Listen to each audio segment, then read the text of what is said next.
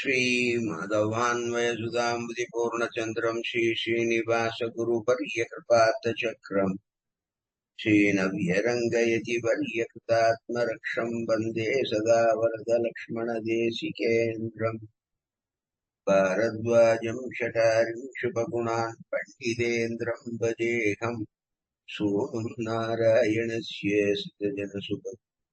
संस्कारमाभ्य ग्रन्थान् श्रीरङ्गलक्ष्मीनृहरिमुनियुगात्पीगरगुरुपीतषडारे मुख्यान् रङ्गकारे भवहर कृपया न्यस्तभारम् नृसिंहे श्रीमद्वेदान्तरामानुजमुत्करुणालब्धवेदान्तयुग्मम् श्रीमत्श्रीवासयोगीश्वर भूपदयोर्पितस्वात्मभारम् श्रीमश्रीरङ्गनाथाह्वय निर्भया प्राप्तमोक्षाश्रमम् तम् श्रीमद्वेदान्तरामानुजम् निमपरम् संश्रये देशिकेन्द्रम् जीवनम् जगताम् जीयात्किमप्यदतः सुखम् स्वतन्त्रम् सर्वतन्त्रेषु वेङ्कटेशाय महः प्रणामम् लक्ष्मणमुनिः प्रतिगृह्णातु मामकम् प्रसादयति यः सूक्तिः स्वाधीनपदिकाम् श्रुतिम् अस्मद्गुरुपरम्परायै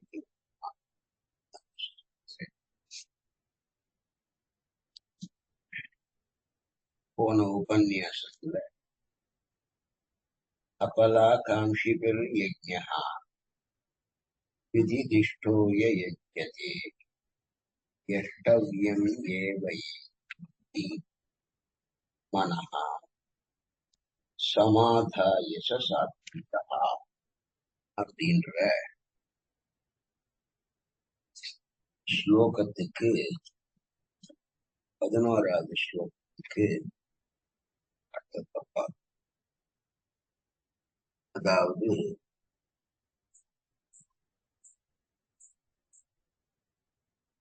ஒரு சாத்வீகமான யாகத்தின் மூலம்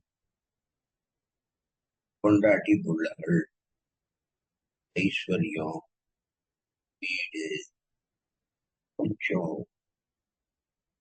பெருமை புகழ் வெற்றி சொர்க்க பலன் இதெல்லாத்தையும் அடைவதற்கோ அல்லது நமக்கு ஏற்பட போகிற துன்பங்களிலே இன்று நாம் தப்புவதற்கோ இந்த லோகத்திலேயோ அல்லது பரலோகத்திலேயோ சுகபோகத்திற்காகவோ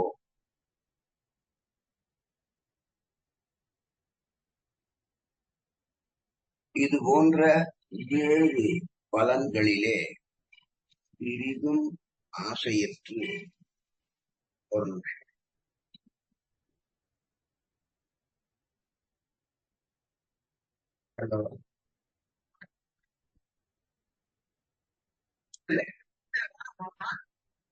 இப்போ 9 to 10 கீதை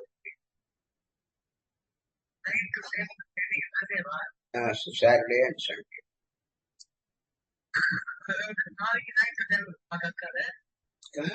ஈவினிங் நைட்டு இல்லன்னா நெட் இல்ல, அது வேற இது வேற. இல்ல நான் அப்புறம் உங்களுக்கு அனுப்புறேன். ஏன் இன்னைக்கு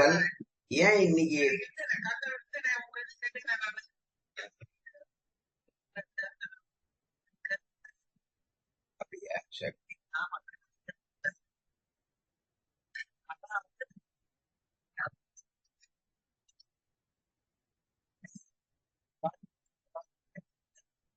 சரி.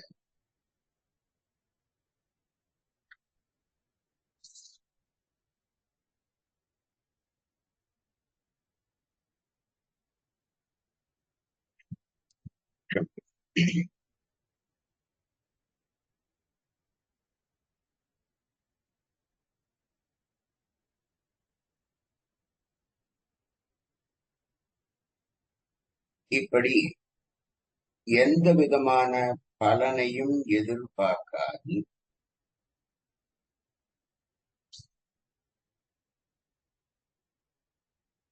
செய்கின்ற யாகம், அது சாத்வீகமான யாகம். பலனை எதிர்பார்ப்பதை தியாகம் செய்வதுதான் இந்த சாத்வீக தியாகத்துடைய ஒரு முக்கியமான அம்சம் அப்படின்னு சாத்வீக யாகத்தினுடைய லட்சணத்தை பார்த்தோம். அடுத்ததாக ராஜசமான தியாகத்தினுடைய இலக்கணத்தை சொல்ல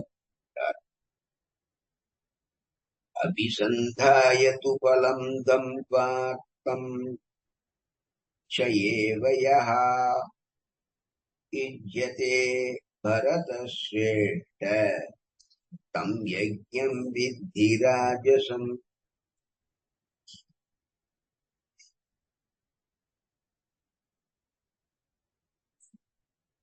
பரதஸ்ரேஷ்ட, பரதகுல சிறந்தவனான அர்ஜுனனே, தம்பார்த்தம் ஏவ பகட்டுக்காகவே அல்லது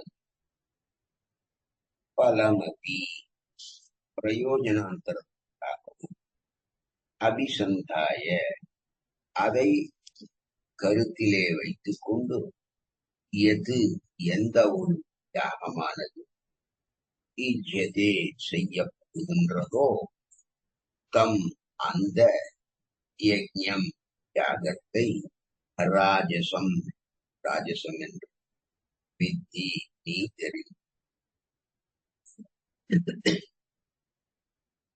அர்ஜுனா, பகட்டுக்காகவோ அல்லது ஒரு பிரயோஜனத்தை கருத்தில் கொண்டோ எந்த ஒரு யாகமானது செய்யப்படுகிறது அந்த யாகத்தை ராஜச யாகம் என்று தெரிந்து கொள். இங்கே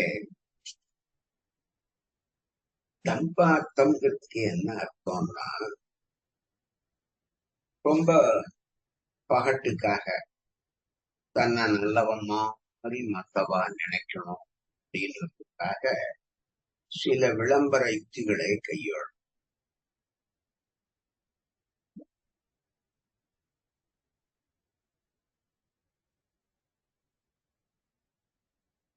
தம்ப கர்ப்பகானா இது ஸ்ரீபாஷ்ய சீசுக்திக்கு யசஹா பலட்ச என்ற பாஷ்ய வாக்கியம் உபரணமாக இதில் உள்ள ஷங்கிற எழுத்து சகாரம் பாத பலாபி சந்தி யுக்தை அதோட தொடர்ந்து தம்ப கர்ப்பகா அப்படின்னு மட்டும் இல்ல, தம்பம்னா கியாதி, லாபம், பூஜை, இப்படி இதுக்கெல்லாம் உபலட்சணமா சொல்லலாம். இம்மை வறுமை ரெண்டிலுமே நமக்கு கிடைக்கின்ற பலனை உத்தேசிச்சு செய்கிற யாகம் ராஜச யாகம்.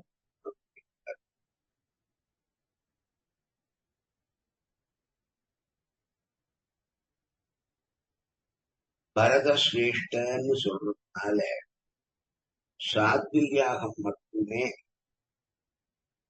அர்ஜுன அதுக்கு மட்டுமே அதிகாரி. இந்த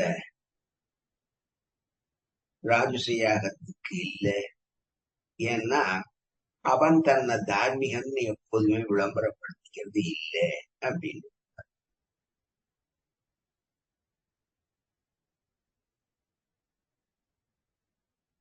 அத்வைத பரமா இந்த ஸ்லோகத்துக்கு அர்த்தம் பண்ணவர், ஏ அர்ஜுனா,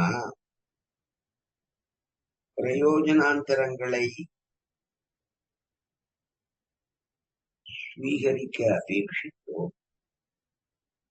அல்லது வெறும் டம்பத்திற்காகவோ செய்யப்படுகின்ற யஜ்ஞங்கள் ராஜசகம் ராஜச யஜ்ஞமாகும் தெரியும். அப்படி இதே ஸ்லோகத்துக்கு துவைத பரமார்த்தம் இருக்கு.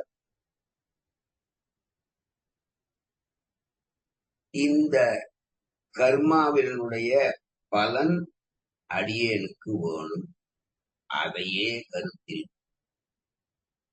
தன்னுடைய பெருமையை பிறர்க்கு பறைசாற்றிக் கொள்வதற்காக செய்யப்படுகின்ற யாகத்தை ராஜசம் என்று அறிந்துகொள். மேலே விதிஹீனம் அஸ்ருஷ்ட அன்னம் மந்திரஹீனம் அதக்ஷிணம் ஸ்ரத்தா விரஹிதம் யஜ்ஞம் தாமசம் பரிசக்ஷதே.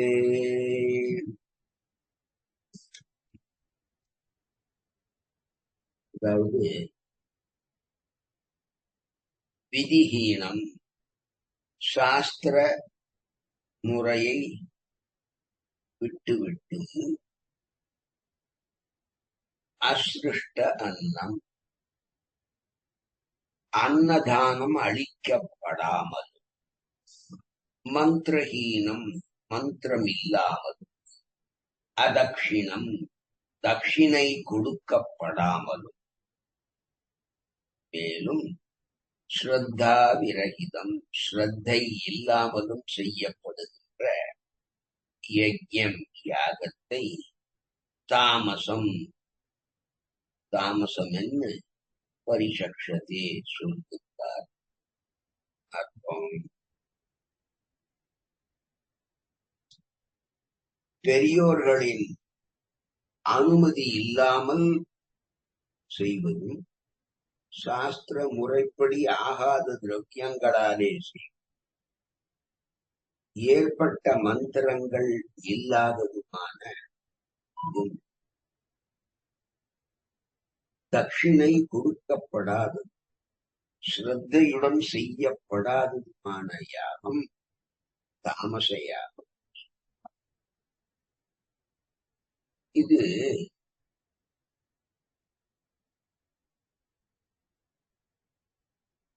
விதிஹீனம்னு ஆரம்பிச்சிருக்காரு. அந்த விதிஹீனம்னு யாகம் சாஸ்திரத்திலே சொல்லப்படாத அந்த சாஸ்திர மரியாதைகளை மீறியதான சாஸ்திர முறைகளுக்கு அவமதிப்பு சேரும்படியாக ஏதோ கோணாமணான்னு மனம் போனபடி பண்றது யாகம் இருக்கே, அதான் விதிஹீனம் சொல்றார். அஸ்ருஷ்ட அன்னம் அப்படின்னா என்ன? அதாவது பிராமணாளுக்கோ அல்லது பசிக்கிற மற்றவர்களுக்கோ உணவளிக்கப்படாத அன்னதானம் கொள்ளாத அந்த யாகம் அசுஷ்டாகம் சொல்லப்படும்.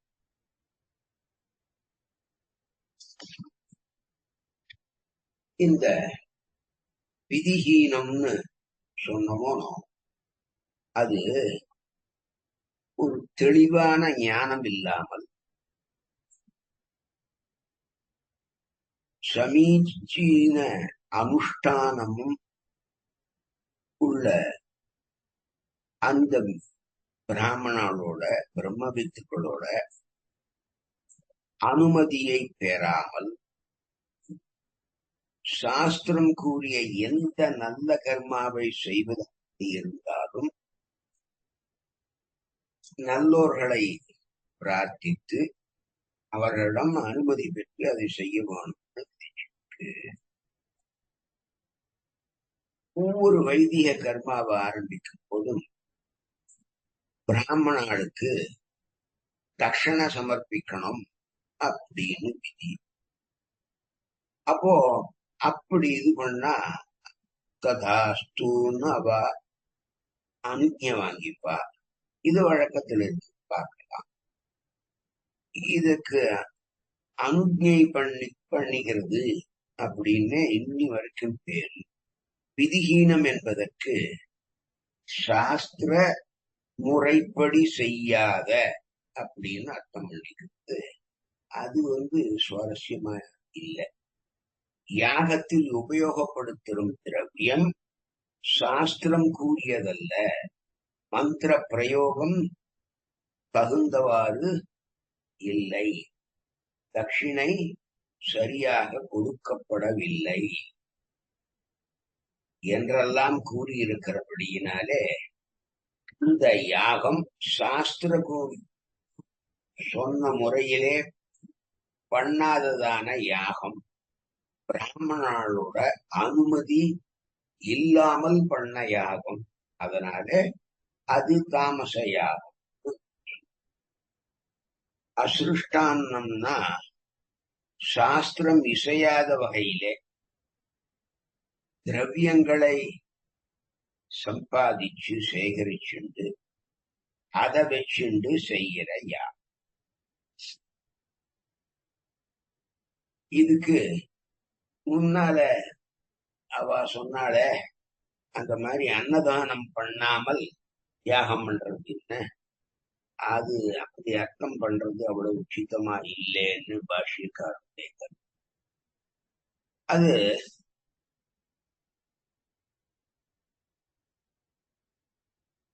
அந்த யாகத்துல தட்சண சரியா கொடுக்கப்படல அப்படிங்கறதுதான் அங்க முக்கியம். அன்னதானம் இல்லைங்கிறது கைமுதிக்க நியாயமானது. தட்சிணையே கொடுக்காத லோபி அன்னதானமா பண்ண போறான். ஆகையினாலே இங்கே அசிருஷ்ட என்ற பதத்துக்கு தாமச யாகத்தில் மேலும் அதிக தோஷத்தை தெரிவிப்பதற்காக அன்னதானம் செய்யாமல் இருந்தாலும் குற்றமே, சாஸ்திரம் இசையாத பொருளை கொண்டு செய்வது அதை காட்டிலும் பெரிய குற்றம். இங்கு ஸ்பிருஷ்டம் என்பதற்கு யஜ்ஞார்த்தம் சிருஷ்டம், யாகத்துக்கு ஏற்றதாக விதிக்கப்பெற்றது ஆனது, நியாயமான முறையிலே சம்பாதித்ததாக இருக்க போதும். அப்படி நியாயமான முறையிலே சம்பாதிக்காத அந்த ஹோமத்துக்கான பொருள் அசிருஷ்டம் சொல்றார். நயஜ்ஞார்த்தம் தனம் சூத்ராதி விப்ரோ பிக்ஷேத தர்மவித் யஜமானோ ஹி பிக்ஷித்வா பிரேத்திய சண்டாளதாம் ரஜேத். மனுஸ்மிருதி சொல்ற. அதாவது தர்மத்தை நன்னா தெரிஞ்சின்ற பிராமணன் யாகம் பண்றதுக்காக வேளாளனிடத்திலிருந்து பணத்தை வாங்கப்படாது, யாசிக்கப்படாது. அப்படி ஒரு பிராமணன் யாசித்தானேயானால் யாகத்துக்காக மறுபிறவிலே அவன் சண்டாளனா பிறக்கிறான் என்று சாஸ்திரம் சொல். அதக்ஷிணம் அப்படின்னா தட்சணை அற்றது.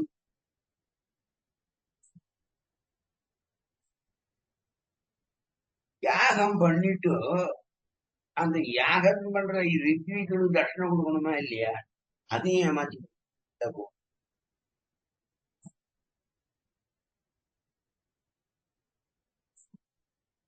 இந்த ஸ்லோகத்துக்கு அத்வைத விதமா அர்த்தம் பண்ண சுக்கராச்சார்,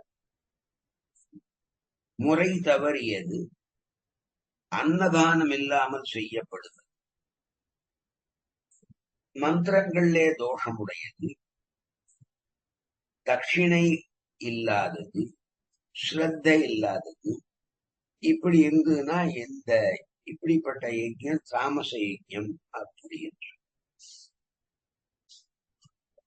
துவைத்து பரமார்த்தம் பண்ண மத்வாச்சாரிய சாஸ்திர முறை கிடையாது, அன்னதானம் கிடையாது, மந்திரலோகம் தட்சிணையும் கிடையாது, ஆஸ்திக புத்தியும் கிடையாது. அந்த மாதிரி ஒரு யாகத்தை மொத்தம் பண்ணான்னா அது தாமச யாகம். யஜ்ஞம் தபஸ்ததாதானம் சொல்லிருக்கு.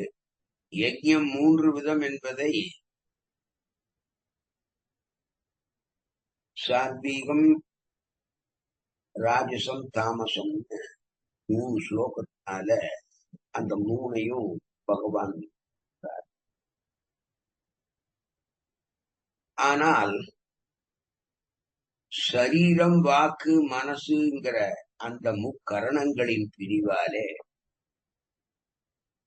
ஷாரீரம், வாசிகம், மானசம் என்று 3ஆக பிரிந்திருக்கிறபடியினாலே முதலில் அந்த பிரிவெல்லாத்தையும் விளக்கிவிட்டு பிறகு இந்த 3இல் உள்ள சாத்விக, ராஜச, தாமச பேதங்களை பகவான் தெரிவிக்கிறான். தேவத்விஜ குரு பிராஜ்ய ஜனம் சௌச்சமார்ஜவம் பிரம்மச்சரியம் அஹிம்சா ஷாரீரம் தப உச்சியதேங்கிறது அடுத்த ஸ்லோகம்.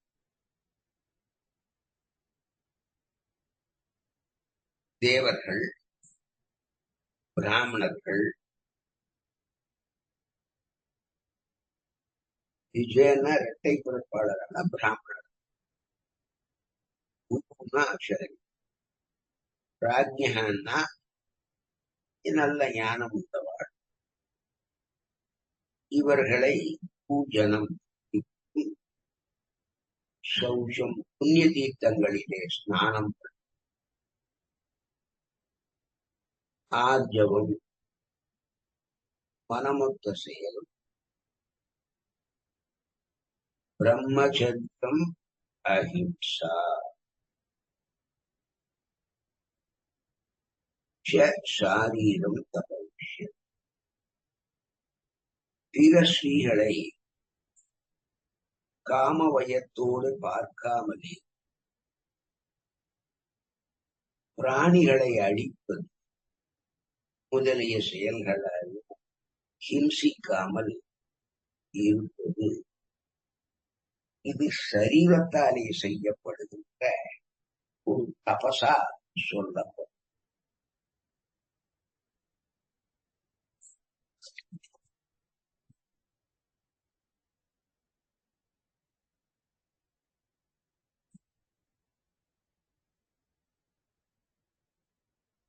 பிராமணர்கள், பெரியோர்கள், ஞானிகள் இவர்களை துதித்தலும், தூய்மையும் நேர்மையும் பிரம்மச்சரியமும் அஹிம்சையும் உடலால் செய்யக்கூடிய தபசு அப்படின்னு.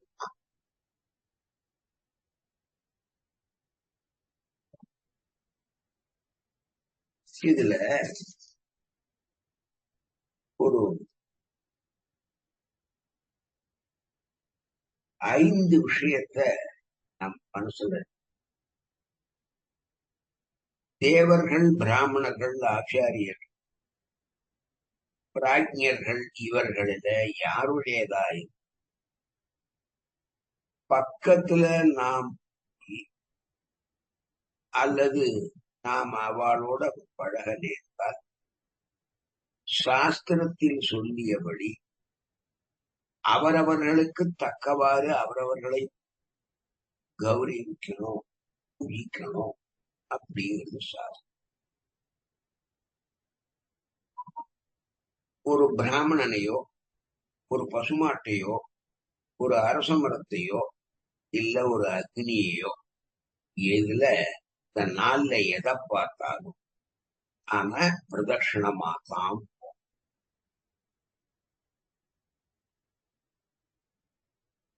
பிரதட்சிணம் பிரஜேத் விப்ரான் காம் அஸ்வத்தம் உதாசனம் மகாபாரதம். புரோகிதரான வசிஷ்டரை பார்த்த மாத்திரத்திலேயே அவரை கௌரவிக்கும் வகையிலே தங்கள் தங்கள் ஆசனத்தில் இருந்து எல்லாரும் எழுந்து நின்றார்கள் என்கிறது ஸ்ரீமத் ராமாயணம். ஆசன்னேபிய சமுத்தஸ்மானயந்தஹா புரோஹிதம் வால்மீகியுடைய ஒரு நம்பிக்கை. இங்க என்ன, ஒரு கற்றறிந்த பெரியவர் நம் முன்னே வரும்போது சிறியவர்களுடைய பிராணங்கள் அப்படியே மேலே கிளம்பும்.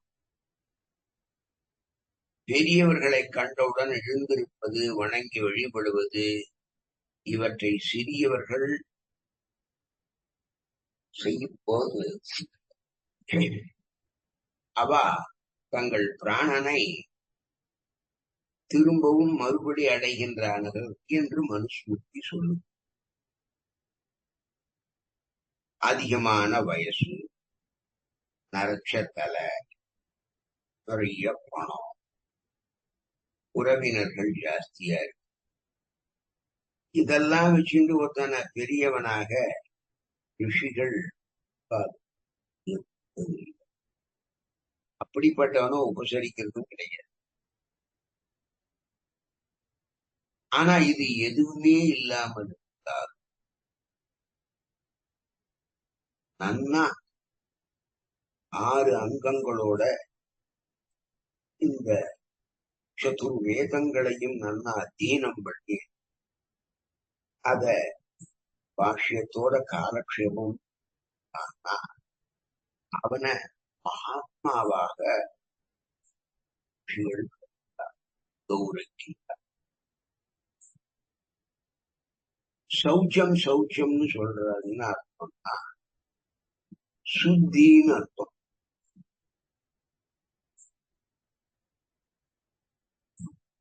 சுத்திக்கு எது காரணம்? தீர்த்தம். அதனால அந்த தீர்த்த ஸ்நானத்தை சௌச்சம்னு சொல்றார்.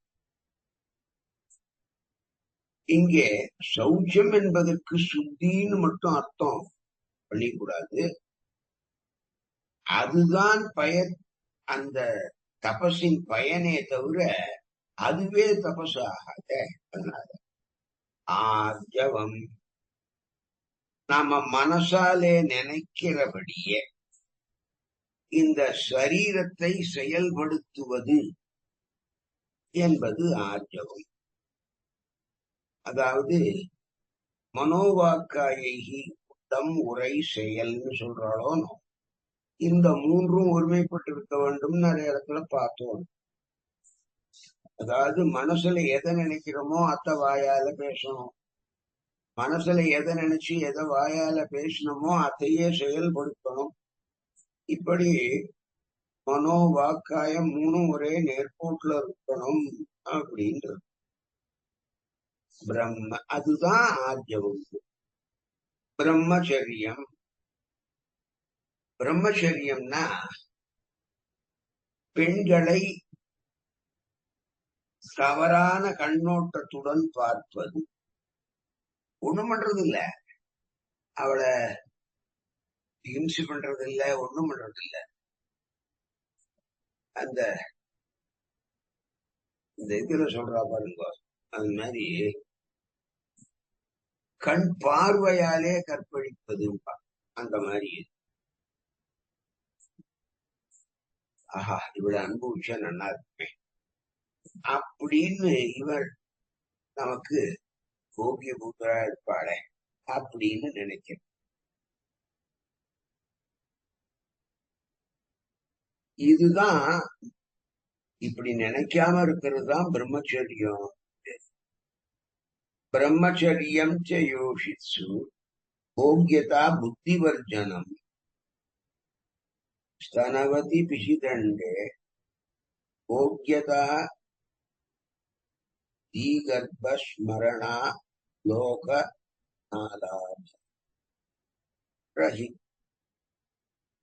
ஸ்மரணம் கீர்த்தனம் கேளி பிரேக்ஷணம் குஹ்யபாடம் சங்கல்ப அத்யவசாயாச்ச கிரியா நிர்வృతిர்யேவச ஏதத் சமது நமஷ்டாம் பிரபந்தி மகிஷிணா விபரீதம் பிரம்மச்சரியம் ஏததேவாஷ்டலக்ஷணம். பிற ஸ்திரீகளை நினைப்பதோ அவளை பற்றியே பேசுவதோ அவளுடன் விளையாடுவதோ, அவளை கெட்ட எண்ணத்துடன் பார்ப்பதோ, அவளுடன் மறைமுகமாக பேசுவதோ, அவளை பெற வேணும் என்று மனத்திலே நினைப்பதோ, அவளை எப்பாடுபட்டாலும் அடைந்தே தீர வேண்டும், இல்லை என்றால் தன் வாழ்க்கையே முடிந்து போயிடும் என்ற மன உறுதி கொள்வதோ, இந்த மனோரதத்தை பூர்த்தி செய்துள்ள என்ற 8 அங்கங்களை கொண்டது மைதுனம். இந்த 8ம் ஆத்ம விஷயத்தில் இருந்தா அதுதான் பிரம்மச்சரியம். இதுக்கு மேல வேணும்னா சுவாமி தேசிகன் வியாக்கியானம் பண்ண அந்த தாற்பரிய சந்திரிகைய வித்தியா நம்ம சேமிச்சோம்னா,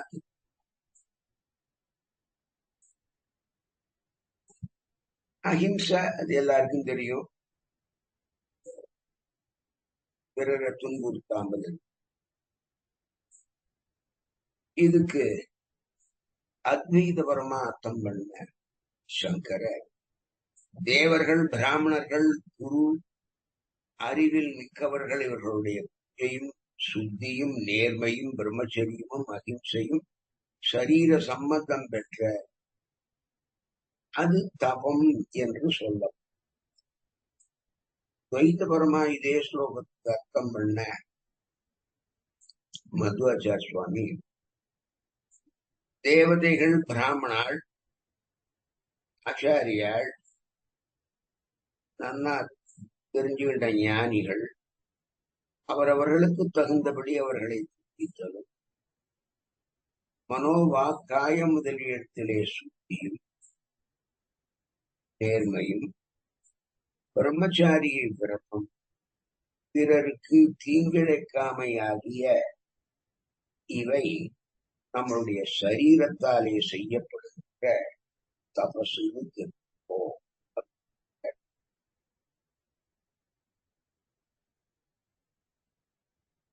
அனுத்வேதகரம் வாக்கியம் சத்யம் பிரியஹிதம் ஜயத் ஸ்வாதயாயாப்யாசனம் ஜயேவ வாக்மயம் தப உச்யதே.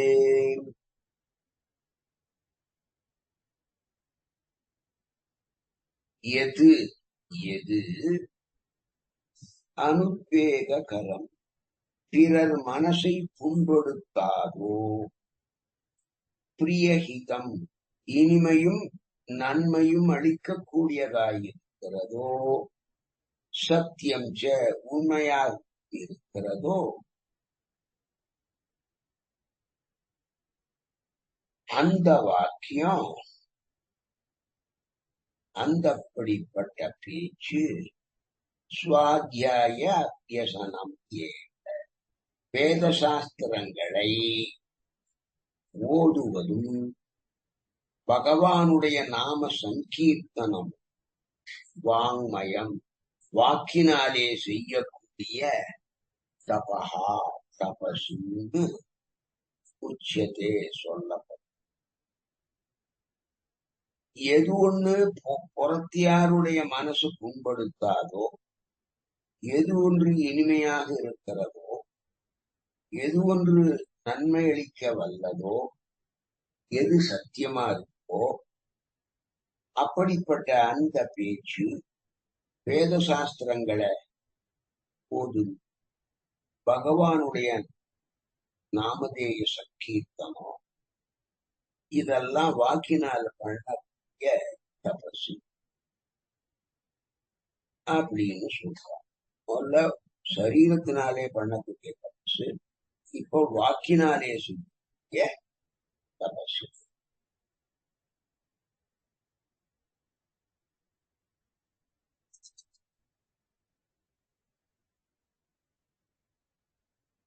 இதுல அனுத்வேகரம் அப்படின்னு சொன்னா,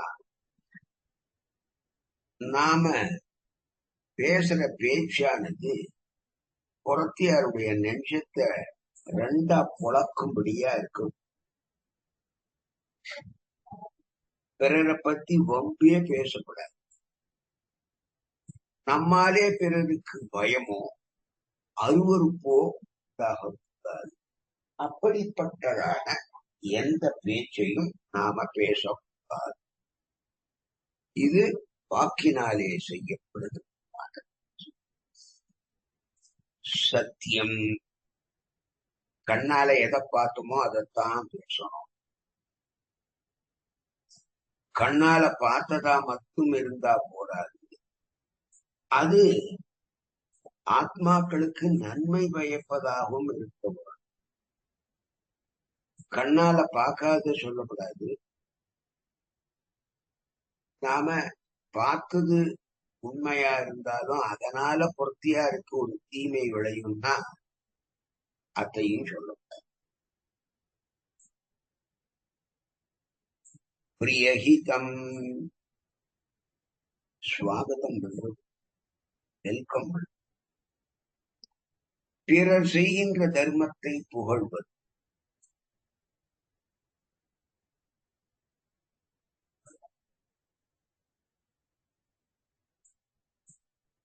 சரி, பிரிய பாஷம் நிஷித்தம்னு சொல்லிருக்கு சாஸ்திரம். அதை விளக்கத்துக்கு தான் இங்க ஹிதங்கிற சொல்லு.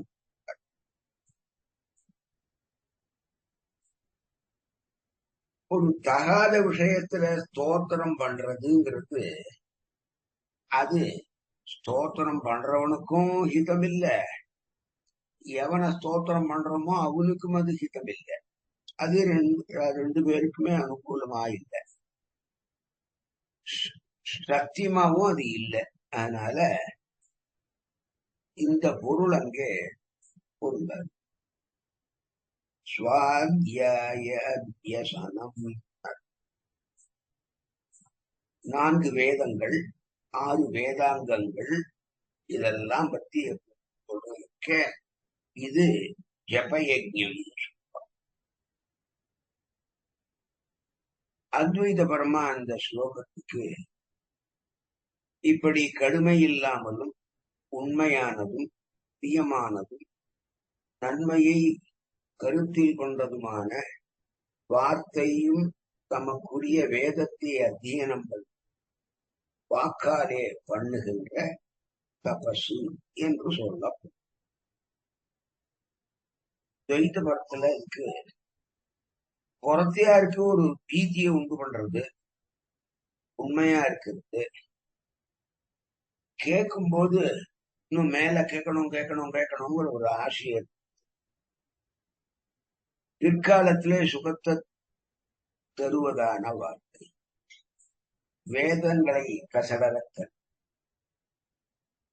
இதெல்லாம் வாயாலே நாம பண்ற தபசு அப்படின்னு சொல்லுவோம். இப்போ சரீரத்தினால பண்ற தபச பார்த்தோம், மனசுனால பண்ற தபச பார்த்தோம், வாக்குனால. அடுத்தது மனசு ஒண்ணுதானே பாக்கி. மனப்பிரசாத சௌமியத்துவம் மௌனமாத்ம விநிகிரஹ பாவ சம்சுத்தி ஏதது தபோமான சமுச்யதே.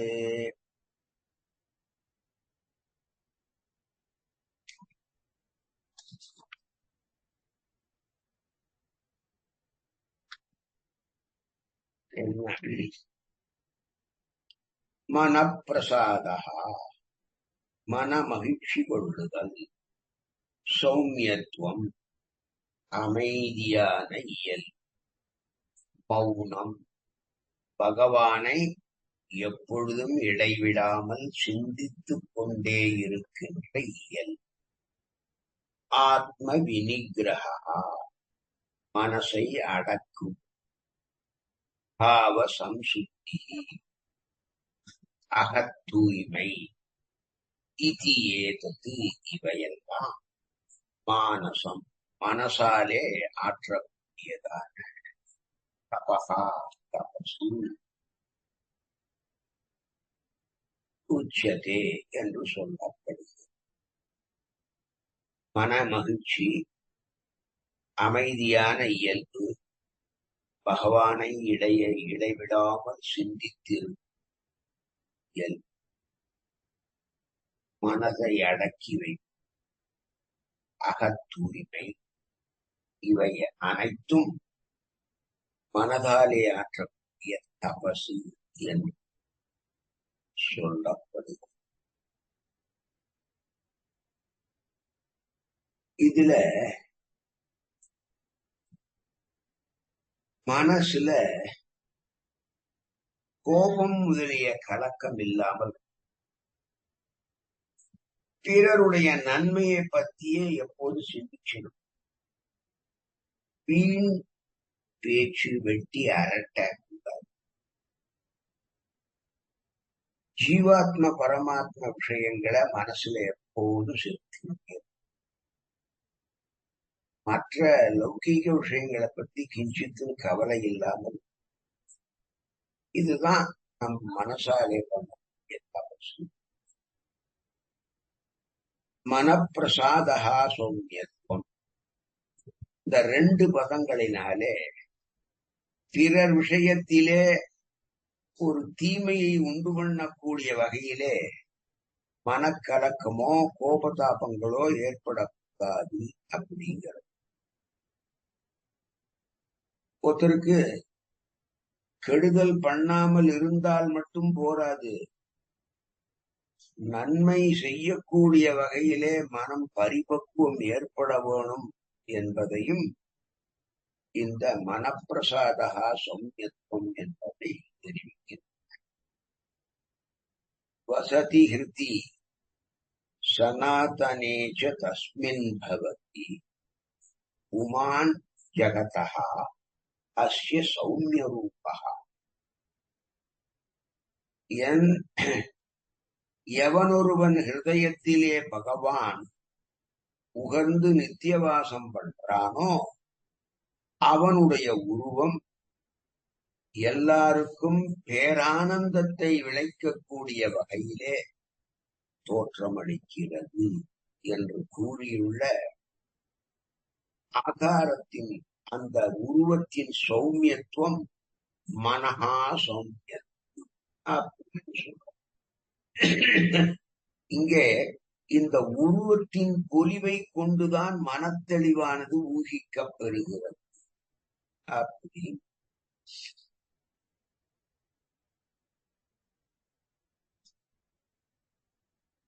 மரம் செடி கொடி எல்லாம் செழிப்பா அந்த எதை போட்டாலும் பூமியில விளைஞ்சா அது நல்ல விளைநிலம்னு சொல்றோம். அந்த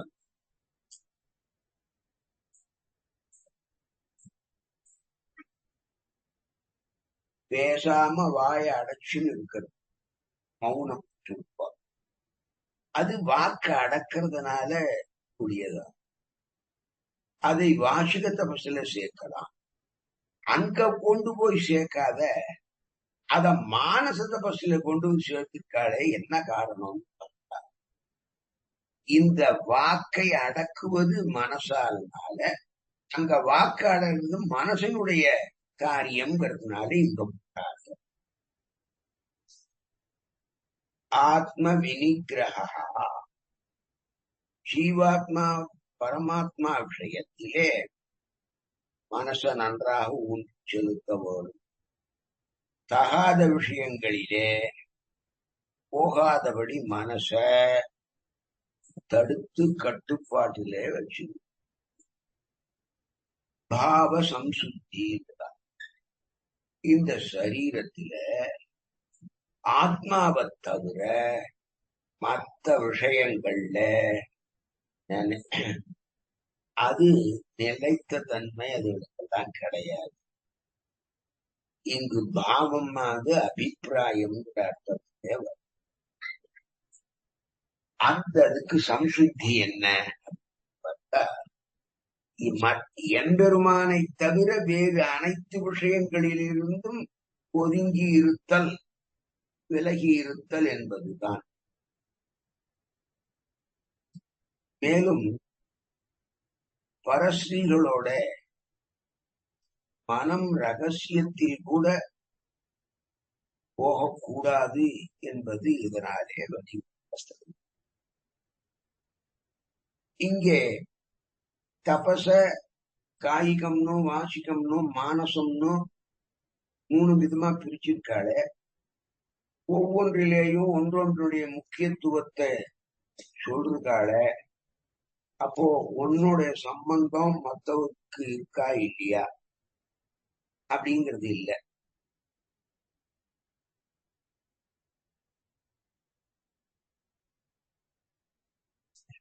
இந்த